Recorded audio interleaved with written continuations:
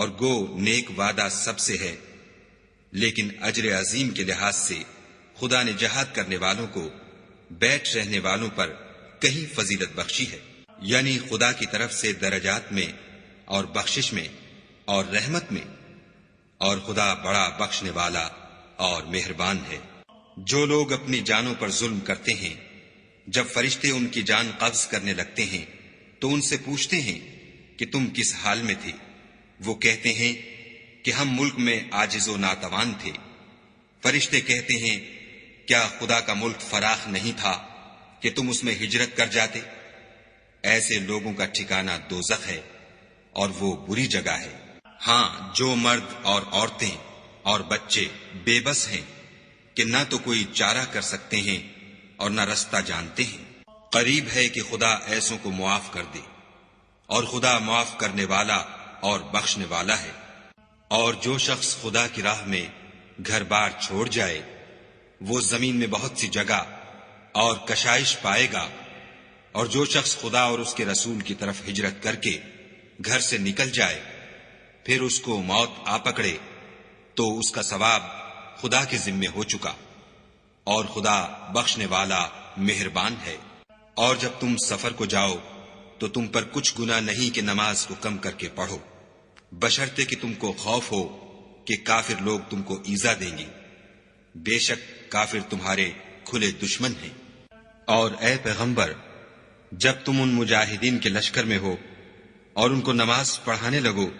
تو چاہیے کہ ان کی ایک جماعت تمہارے ساتھ مسلح ہو کر کھڑی رہے، جب وہ سجدہ کر چکیں تو پرے ہو جائیں، پھر دوسری جماعت جس نے نماز نہیں پڑھی ان کی جگہ آئے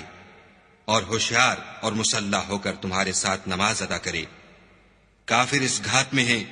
کہ تم ذرا اپنے ہتھیاروں اور سامان سے غافل ہو جاؤ کہ تم پر یک بارگی حملہ کر دے۔ اگر تم بارش کے سبب تکلیف میں ہو یا بیمار ہو تو تم پر کچھ گناہ نہیں کہ ہتھیار اتار رکھو، مگر ہوشیار ضرور رہنا، خدا نے کافروں کے لیے ذلت کا عذاب تیار کر رکھا ہے۔ پھر جب تم نماز تمام کر چکو تو کھڑے اور بیٹھے اور لیٹے ہر حالت میں خدا کو یاد کرو، پھر جب خوف جاتا رہے تو اس طرح سے نماز پڑھو جس طرح امن کی حالت میں پڑھتے ہو۔ بے شک نماز کا مومنوں پر اوقات مقررہ میں ادا کرنا فرض ہے، اور کفار کے پیچھا کرنے میں سستی نہ کرنا۔ اگر تم بے آرام ہوتے ہو تو جس طرح تم بے آرام ہوتے ہو اسی طرح وہ بھی بے آرام ہوتے ہیں، اور تم خدا سے ایسی ایسی امیدیں رکھتے ہو جو وہ نہیں رکھ سکتے، اور خدا سب کچھ جانتا اور بڑی حکمت والا ہے۔ اے پیغمبر، ہم نے تم پر سچی کتاب نازل کی ہے تاکہ خدا کی ہدایات کے مطابق لوگوں کے مقدمات فیصل کرو، اور دیکھو دغا بازوں کی حمایت میں کبھی بحث نہ کرنا، اور خدا سے بخشش مانگنا، بے شک خدا بخشنے والا مہربان ہے۔ اور جو لوگ اپنے ہم جنسوں کی خیانت کرتے ہیں ان کی طرف سے بحث نہ کرنا، کیونکہ خدا خائن اور مرتکب جرائم کو دوست نہیں رکھتا۔ یہ لوگوں سے تو چھپتے ہیں اور خدا سے نہیں چھپتے،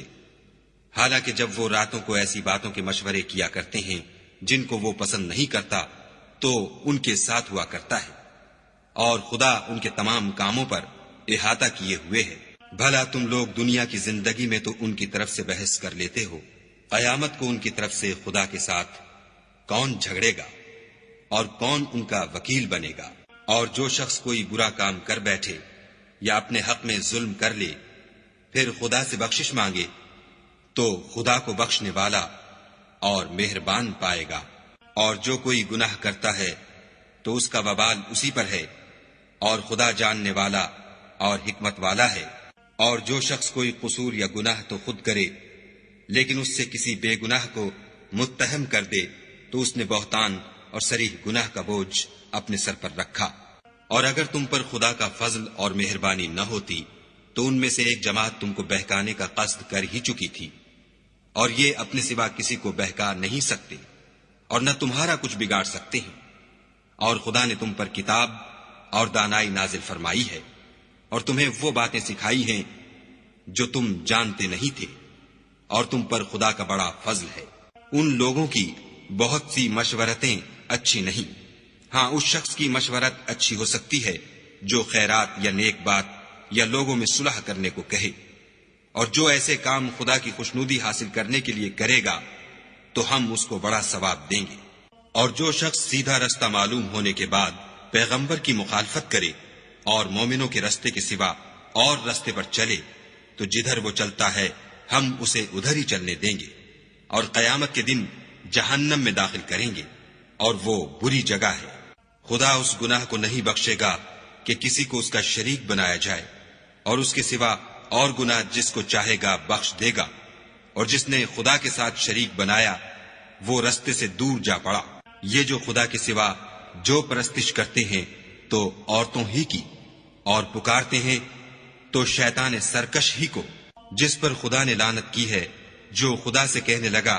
میں تیرے بندوں سے غیر خدا کی نظر دلوا کر مال کا ایک مقرر حصہ لے لیا کروں گا، اور ان کو گمراہ کرتا اور امیدیں دلاتا رہوں گا، اور یہ سکھاتا رہوں گا کہ جانوروں کے کان چیرتے رہیں، اور یہ بھی کہتا رہوں گا کہ وہ خدا کی بنی ہوئی صورتوں کو بدلتے رہیں، اور جس شخص نے خدا کو چھوڑ کر شیطان کو دوست بنایا وہ صریح نقصان میں پڑ گیا۔ وہ ان کو وعدے دیتا ہے اور امیدیں دلاتا ہے، اور جو کچھ شیطان انہیں وعدے دیتا ہے وہ دھوکہ ہی دھوکہ ہے۔ ایسے لوگوں کا ٹھکانہ جہنم ہے، اور وہ وہاں سے مخلصی نہیں پا سکیں گے۔ اور جو لوگ ایمان لائے اور نیک کام کرتے رہے ان کو ہم بہشتوں میں داخل کریں گے جن کے نیچے نہریں جاری ہیں، ابد الآباد ان میں رہیں گے۔ یہ خدا کا سچا وعدہ ہے، اور خدا سے زیادہ بات کا سچا کون ہو سکتا ہے؟ نجات نہ تو تمہاری آرزوؤں پر ہے اور نہ اہل کتاب کی آرزوؤں پر۔ جو شخص برے عمل کرے گا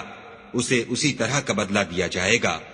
اور وہ خدا کے سوا نہ کسی کو حمایتی پائے گا اور نہ مددگار۔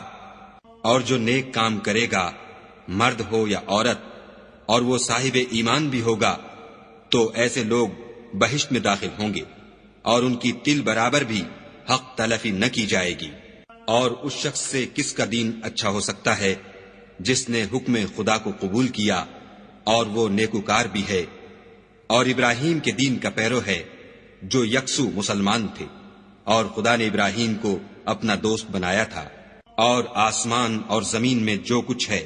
سب خدا ہی کا ہے، اور خدا ہر چیز پر احاطہ کیے ہوئے ہے۔ اے پیغمبر، لوگ تم سے یتیم عورتوں کے بارے میں فتویٰ طلب کرتے ہیں، کہہ دو کہ خدا تم کو ان کے ساتھ نکاح کرنے کے معاملے میں اجازت دیتا ہے،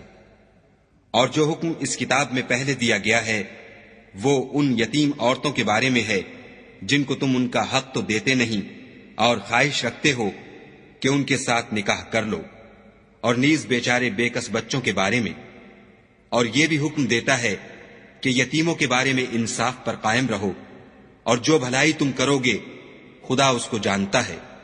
اور اگر کسی عورت کو اپنے خاوند کی طرف سے زیادتی یا بے رغبتی کا اندیشہ ہو تو میاں بیوی پر کچھ گناہ نہیں کہ آپس میں کسی قرارداد پر صلح کر لیں، اور صلح خوب چیز ہے، اور طبیعتیں تو بخل کی طرف مائل ہوتی ہیں، اور اگر تم نیکوکاری اور پرہیزگاری کرو گے تو خدا تمہارے سب کاموں سے واقف ہے۔ اور تم خواہ کتنا ہی چاہو عورتوں میں ہرگز برابری نہیں کر سکو گے، تو ایسا بھی نہ کرنا کہ ایک ہی کی طرف ڈھل جاؤ اور دوسری کو ایسی حالت میں چھوڑ دو کہ گویا ادھر میں لٹک رہی ہے۔ اور اگر آپس میں موافقت کر لو اور پرہیزگاری کرو تو خدا بخشنے والا مہربان ہے۔ اور اگر میاں بیوی میں موافقت نہ ہو سکے اور ایک دوسرے سے جدا ہو جائیں تو خدا ہر ایک کو اپنی دولت سے غنی کر دے گا،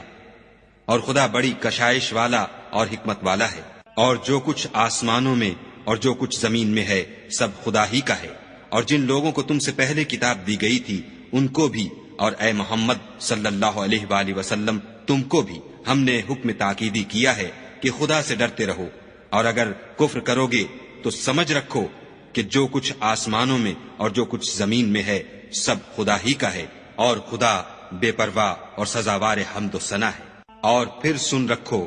کہ جو کچھ آسمانوں میں اور جو کچھ زمین میں ہے سب خدا ہی کا ہے، اور خدا ہی کارساز کافی ہے۔ لوگو اگر وہ چاہے تو تم کو فنا کر دے اور تمہاری جگہ اور لوگوں کو پیدا کر دے، اور خدا اس بات پر قادر ہے